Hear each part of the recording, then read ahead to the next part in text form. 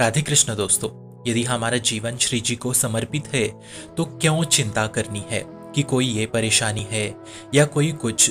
यदि किसी को मरना है तो वो अभी इसी क्षण मरेगा, जन्मना है तो वो अभी इसी क्षण जन्मेगा।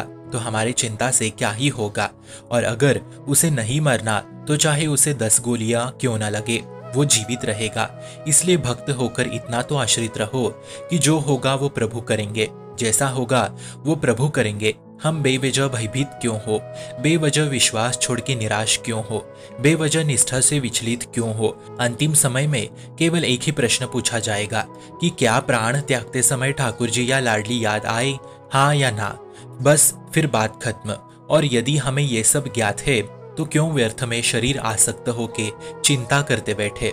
और यदि इस प्रश्न में आप खरे निकल गए कि हे हरि मैं आपका हूं, तो 40 सेकंड छोड़ो, मात्र 10 सेकंड में भगवत प्राप्ति हो जाएगी आपकी। ये चमत्कार है आश्रय का। फिर उसको कोई परास्त करके वापस मृत्युलोक में नहीं भेजा जा सकता।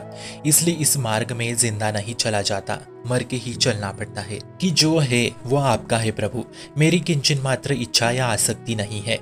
इसलिए आश्रित हो तो विश्वास कर लो कि जिस क्षण वो होना है वो होके रहेगा। हमें तो हर स्थिति में समभाव रख के सब सहते जाना है। इसलिए भगवत रस जी कह रहे हैं, जो कछो लिखो दुख सुख लीलाट संग भोगते रहो, जहाँ जाए चाहे हो जाए सिद्धांत भंग या सिद्धांत अभंग, तजत धीरज प्राणी वृंदावन परि हरे प्रिया प्रीतम रजराणी। भगवत आश्रित भगवत प्रेम में मतवाले रहो, लाडली रिझ जाएगी तो सब ठीक हो जाएगा।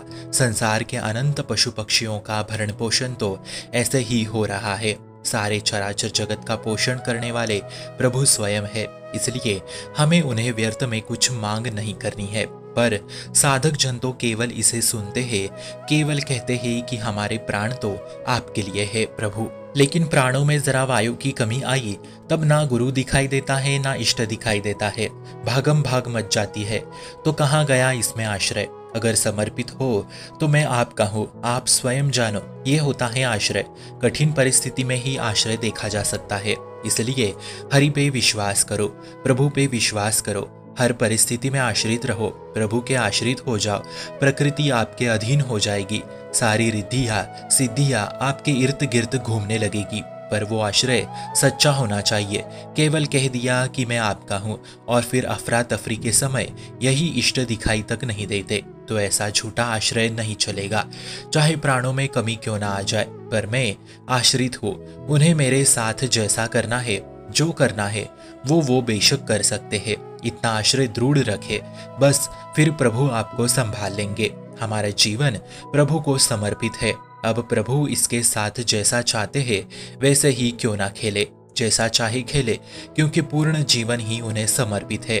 इसलिए मुस्कुराओ, क्योंकि यही तो हमारे मार्ग का आनंद है कि प्रभु के द्वारा हमारा सब हो रहा है। इसी में सही आनंद है। हर जीवन के परिस्थिति में आश्रित रहो, भयभीत ना होए कि हाय रोग हो गया, पैसों की कमी आ गई, अमुक जन अब मर ना जाए। ये सब साधकों के लिए नहीं है। एक बार भगवत मार्ग पे चलकर आश्रित हो गए तो बस आगे ही चलते रहो, बढ़ो, आगे बढ़ो। मरने वाले मरेंगे, जन्मने वाले जन्मेंगे। हमारे चिंतन में बाधा नहीं आनी चाहिए।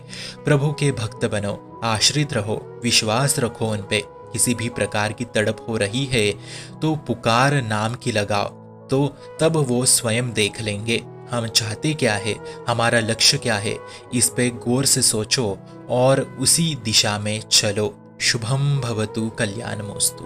भक्ति का प्रसार करने हेतु इस चैनल को अपने मित्र और परिवार संग शेयर जरूर करें और भक्ति दृढ़ करने हेतु इस चैनल को सब्सक्राइब करना ना भूले। राधे राधे।